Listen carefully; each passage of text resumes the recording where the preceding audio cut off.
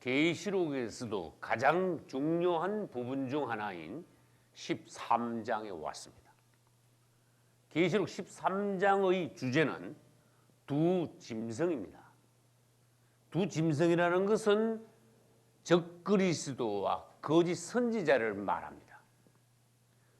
1절부터 10절까지는 10뿔이 달린 바다에서 올라온 짐승인 적그리스도에 관하여 말씀하셨고, 11절부터 마지막 18절까지는 땅에서 올라온 두 뿔 달린 짐승인 거짓 선지자에 관하여 말씀하셨습니다. 그 중에서 오늘은 적그리스도에 관하여 서론의 형식으로 말씀드리겠습니다.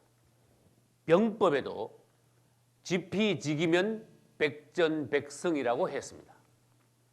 우리는 먼저 예수 그리스도에 관하여 알아야 합니다. 그리고 우리 자신에 관하여 알아야 합니다. 그 다음에 무엇을 알아야 합니까? 우리의 원수인 사단에 관하여, 적그리스도에 관하여, 거짓 선지자와 귀신들에 관하여 알아야 된다는 것입니다. 우리 주님께서도 말씀하셨습니다. 내 백성이 지식이 없으면 망한다. 오늘날 우리가 원수들에 대하여 막연한 인식이나 지식을 가지고 있어서는 당하고 만다는 것입니다. 어떤 믿는 이들은 그런 말을 잘합니다. 그냥 예수만 잘 믿으면 주님 오시는 날 모든 것이 다 이상 없다. 그러니까 그냥 예수 잘 믿어라. 복잡하게 뭐 이것저것 너무 따지지 말고, 특히 계시록은 아무나 하는 게 아니고 위험한 것이니까 계시록을 너무 알려하지 마라. 이 말은 그 사람이 한 말이지 우리 주님이 하신 말씀이 아닙니다. 성경은 창세기부터 계시록까지 기록된 하나님의 말씀이므로 모두 골고루 알고 골고루 말해야 합니다. 할렐루야. 어떤 그리스도인이 적그리스도에 관하여 10분도 할 말이 없다면 그 사람 정상입니까?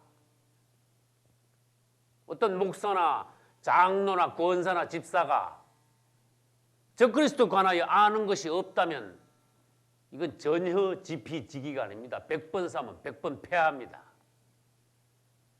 우리의 원수는 호락호락한 자가 아니라는 것입니다.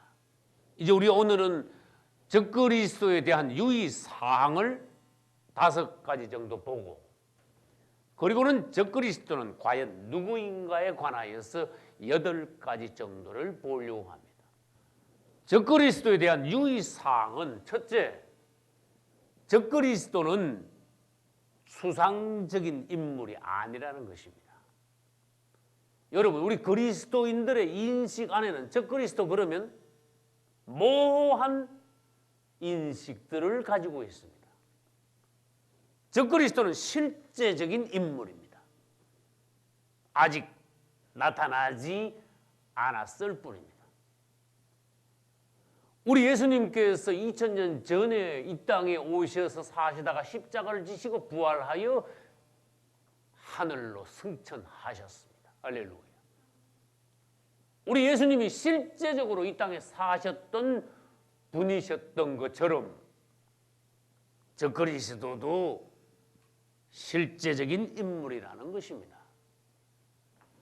우리 예수님께서 2000년 전에 하늘에서 이 땅에 내려오셨지요.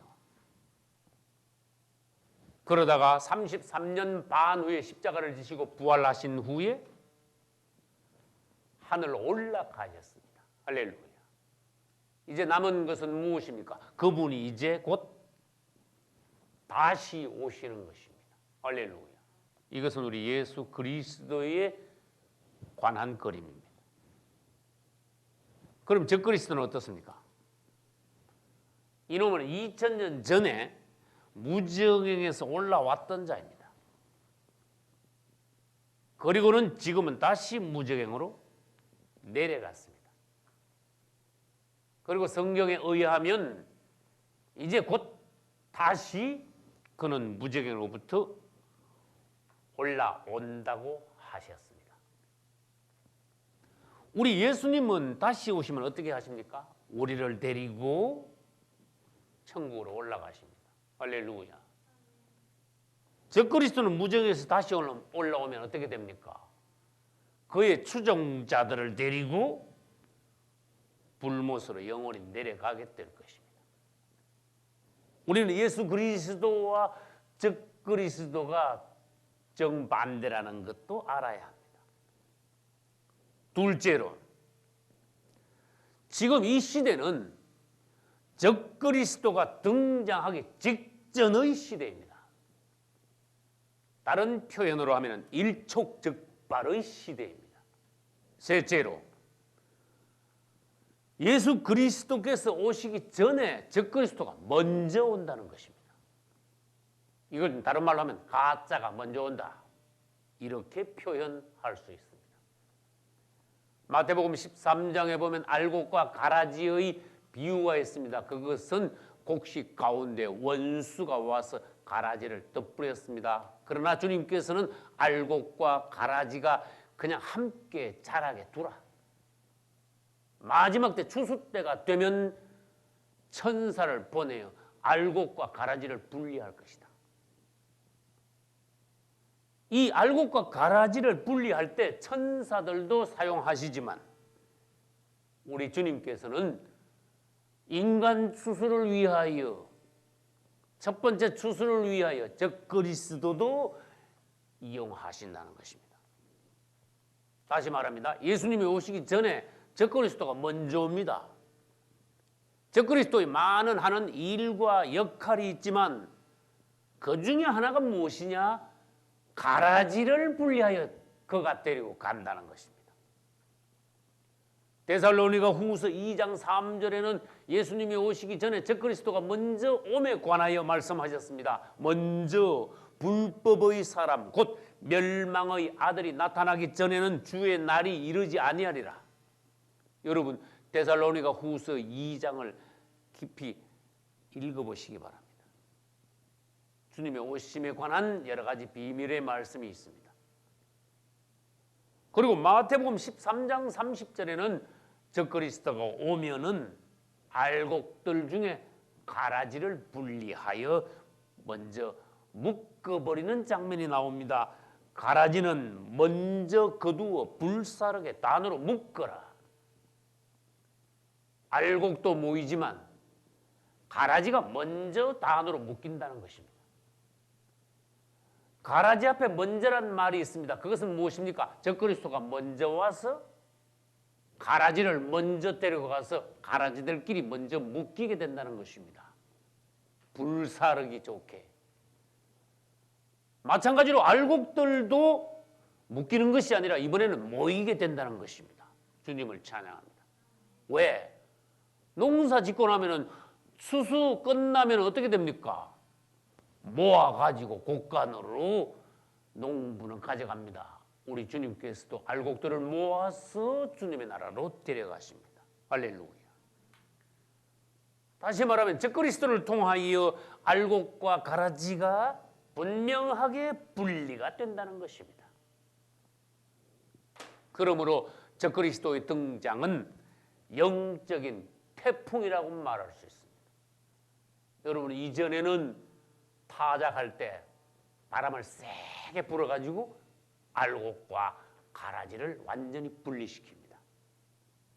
앞으로 적그리스도가 등장하면 영적인 태풍이 일어나 가라지는 교회에서 주님으로부터 다 멀리 날아가 버릴 것이요, 거듭난 알곡 성도들만 교회에 주님 앞에 남아있게 될 것입니다. 할렐루야. 네 번째, 깨어있는 그리스도인들은 앞으로 곧 오실 예수 그리스도를 기다리지만 세상은 예수님을 모릅니다. 기다리지 않습니다. 그분이 다시 오신다고 해도 전혀 믿지 못합니다. 그러면 세상은 누구를 기다립니까? 다시 곧 올 적그리스도를 기다리고 있습니다. 그러면 적그리스도가 다시 이 땅에 오기 위해서는 어떠한 환경이 조성되어야 합니까? 여러분, 세상 말로 등 뜨시고 배부르면 요구할 것이 없어집니다. 세상이 갈수록 잘 살고 지상 낙원이 된다면 적그리스도가 올 필요가 없습니다.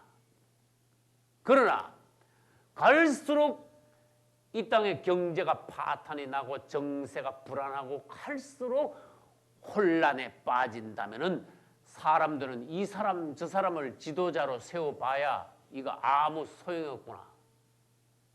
누가 아주 특별한 강력한 지도자가 나타나서 우리를 잘 살게 해줬으면 좋겠다. 세상은 그것을 뭐라고 말하느냐? 적그리스도를 기다린다고 말하는 것입니다. 갈수록 내려방을 만나고 온 세상의 경제가 파탄을 만날 때 그 기회를 타서 적그리스도는 등장하게 된다는 것입니다. 그러므로 결론은 무엇입니까? 앞으로 이 세상은 점점 잘 살게 되는 것이 아니라 점점 못 살게 되고 혼란에 빠지고 파탄이 온다는 것입니다. 여러분, 이 세상에서 무엇을 기대하지 마십시오. 우리는 예수 그리스도를 고대하지만 세상은 최고의 영웅인 적그리스도를 고대하고 있다는 것을 알아야 합니다.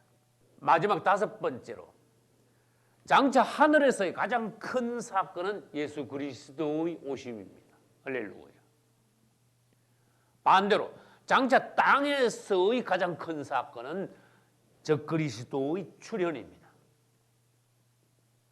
그러므로 모든 인류는 하늘로부터 오시는 예수 그리스도를 기다리고 영접할 것이냐, 아니면 땅에서 나타나는 적그리스도를 기다리고 그에게 경배할 것이냐, 둘 중 하나 선택해야 합니다. 그것이 그들의 운명이 될 것입니다. 우리 그리스도인들은 천국 가기 위하여 예수 그리스도를 기다리고 알고 믿고 사랑해야 합니다. 할렐루야. 반대로 지옥 가지 않기 위해서는 그리스도를 알아야 한다는 것입니다. 이제 그 다음에 적그리스도가 누구인가에 관하여서 8가지를 말씀드리겠습니다. 우리는 적그리스도가 누구냐 묻는다면 할 말이 있어야 합니다. 왜냐? 모르면 적그리스도에게 당하니까. 아까도 말씀드렸습니다. 내 백성이 지식이 없으면 망하게 되니까. 그 지식은 세상 학문의 지식이 아닙니다. 세상 상식이 아닙니다. 주님이 언제 세상 학문과 세상 상식이 없으면 망한다고 하셨습니까? 하나님의 말씀에 대한 지식입니다. 이해입니다. 말씀을 깨닫는 영이라는 것입니다. 할렐루야. 우리는 하나님의 말씀을 통하여서 적그리스도가 누구인지 가장 정확하게 알아야 합니다. 이 적그리스도가 언제 어디서 어떻게 나타날 것인가 알아야 합니다. 다시 말합니다. 깨어있는 하나님의 종들은 적그리스도가 나타나기 전에 먼저 알게 되어 있습니다. 언제쯤 어디에서 어떻게 적그리스도가 나타날 것이다. 나팔을 불게 되어 있습니다. 할렐루야. 그리고 하나님의 말씀을 통하여 적그리스도가 나타나면은 그는 어떤 일을 하다가 어떤 경과를 거쳐서 그의 결론은 어떻게 될 것이다. 그것도 모두 주님의 은혜로 미리 알고 대비하며 성도들을 가르칠 수 있는 것입니다. 할렐루야. 다시 말합니다. 적그리스도는 누구인가? 첫째, 사람입니다. 적그리스도가 다시 말합니다. 모호한 추상적인 어떤 존재가 아니라는 것입니다. 보통 사람들과 똑같이 혈과 육을 가진 실존 인물이라는 것을 먼저 알아야 합니다. 2000년 전에 오셨던 예수님이 실제적인 사람이 아니었습니까? 적그리스도 역시 보통 사람과 같은 실존 인물입니다. 그러나 문제는 무엇입니까? 누가 봐도 겉으로는 온전한 사람이지만 그 속이 문제입니다. 하나님께서 보시기에 그 속은 어떠합니까? 사단의 영으로 충만하다는 것입니다. 껍데기는 사람이요 속은 마귀라는 것입니다. 우리 예수님은 어떤 분이 있었습니까? 그분은 겉보기에는 온전한 사람이셨지만 그분의 속은 성령으로 충만하신 분. 할렐루야. 그분의 속은 바로 하나님이셨습니다. 할렐루야. 우리도 마찬가지입니다. 우리 사람들도 주 예수 그리스도를 가까이 하고 믿고 그분을 사랑할 때 우리 안에 성령으로 충만할 수 있습니다. 예수님을 닮을 수 있습니다. 할렐루야. 그러나 반대로 하나님을 알지 못하고 믿지 않고 세상에서 마귀의 종노를 하는 자들은 저 그리스도와 대단히 닮게 됩니다. 겉보기는 사람 같지만 그 속이 사단의 영으로 악령으로 충만해져 간다는 것입니다. 둘째, 저 그리스도는 누구입니까? 사단이 사람 된 자입니다. 이것은 영안에서 실제로 볼 수 있어야 합니다. 반대로 말해 보겠습니다. 2000년 전에 오셨던 예수님이 누구십니까? 우리 하나님께서 사람 되신 분. 할렐루야. 다시 말합니다. 예수 그리스도 그분은 하나님이 성육신 하신 분이십니다. 주님을 찬양합니다. 그러나 반대로 저 그리스도는 사탄이 성육신 된 자, 마귀가 사람으로 온 자가 저 그리스도라는 것입니다. 이걸 다른 말로 하면은 저 그리스도는 사탄의 체현이다. 반대로 예수 그리스도는 하나님의 체현이시다. 할렐루야. 또 다른 말로 해보겠습니다. 우리 예수 그리스도는 하나님의 비밀이라고 하셨습니다. 그러면 저 그리스도는 무엇입니까? 사단의 비밀입니다. 그러므로 그놈은 호락호락하지 않다는 것입니다. 영안이 열려야 하나님께서 은혜 주셔야 저 그리스도를 바로 볼 수 있다는 것입니다.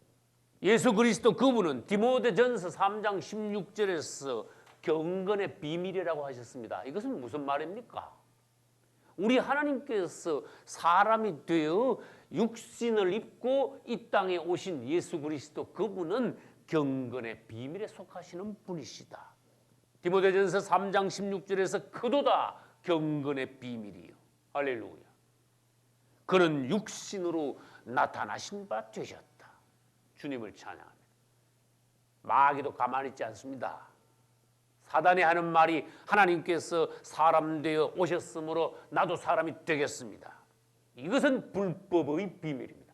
데살로니가 후서 2장 7절 불법의 비밀이 이미 활동하였다. 여러분 이것이 무슨 말씀인가? 성경을 읽고 바로 깨달아야 됩니다. 저 그리스도 영이 이미 활동을 시작했다는 것입니다. 세 번째, 저 그리스도는 누구냐? 단지파에 속한 유대계 로마 사람 또는 그리스 사람이 저 그리스도가 될 것입니다. 이건 왜 그렇습니까? 유대계 사람이라야 앞으로 유대인들이 저 그리스도를 메시아로 착각하고 환영할 수 있다는 것입니다. 유대인들은 똑똑합니다. 아무리 훌륭한 특이한 자가 나타나더라도 그들은 다른 민족의 사람들을 그들의 메시아로 영접할 리가 없습니다. 그럼 장소는 어디입니까? 지중해 주변에서 저 그리스도가 출현한다는 것입니다. 그래서 아까 로마 사람이나 또는 그리스 사람이 될 것이다 라고 말씀드린 것입니다. 우리가 오늘 읽은 계시록 13장 1절에는 내가 보니 바다에서 한 짐승이 나오는데, 여러분 바다에서 한 짐승이 나왔습니다. 일곱 머리에 열 뿔이 달렸다고 했습니다. 여기서 바다는 정치계를 말합니다. 넷째로 장차 부활하게 될 로마 제국의 황제가 바로 적그리스도가 될 것입니다. 다른 말로 해보겠습니다. 적그리스도는 재생 로마 제국의 마지막 황제가 될 것입니다. 그리고 로마 황제뿐만 아니라 온 세계를 통치하는 지도자가 될 것입니다. 그 다음 다섯 번째, 이 적그리스도는 보통 인물이 절대로 아닙니다.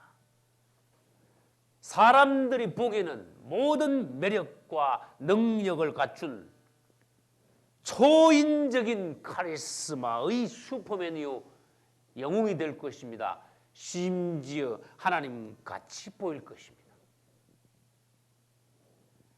그러나 하나님께서 보시기에는 짐승이라는 것입니다. 하나님께서는 적그리스도를 말씀하실 때 제일 많이 표현하는 용어가 짐승이라는 것입니다. 사람들의 눈과 하나님의 안목은 다른 것입니다. 사람들 보기에는 적그리스도가 누구라고요? 초인적인 역사상 가장 놀라운 슈퍼맨이요 영웅이요 하나님 같은 자이지만 하나님의 눈으로 보시기에는 그가 짐승이라는 것입니다. 마귀라는 것입니다. 다시 말해서 사단은 적그리스도를 통하여 최후의 발악을 합니다. 그러므로 적그리스도는 사탄의 최후의 걸작품이 된다는 것입니다. 실제적으로 적그리스도가 등장하면 그의 얼굴만 보고도 많은 사람들이 그 앞에 꼬꾸라집니다. 역사상 최고의 미남입니다. 최고의 초능력자입니다. 약한 영혼은 그 앞에 모두 굴복하지 않을 수 없는 그러한 사단의 능력자라는 것입니다. 다니엘서 8장 23절에는 그 얼굴이 엄장하다고 하셨습니다. 여러분 영안에서 이것을 볼 수 있어야 합니다. 적그리스도 그놈은 절대로 웃지 않는 자라는 것입니다.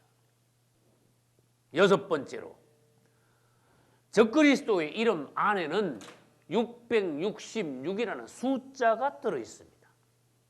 이제 우리는 앞으로 볼 것입니다. 계시록 13장 끝절인 18절에는 지혜가 여기 있으니 총명이 있는 자는 그 짐승의 수를 세어보라. 짐승이 몇 마리냐 하는 것을 세어보라는 말씀이 아닙니다. 짐승의 수라는 것은 짐승 이름 안에 있는 숫자가 있다. 그것을 세어보라. 그 숫자는 사람의 숫자이니 666이니라. 6은 사람의 숫자라고 하셨습니다. 일곱 번째로 사단과 적그리스도와 거짓 선지자는 사단의 삼위일체를 이룹니다. 다른 용어로 하면 사단 트리오라고 할 수 있습니다. 우리 아버지와 아들과 성령은 성삼위일체이듯이 사단과 적그리스도와 거짓 선지자는 사단의 삼위일체입니다.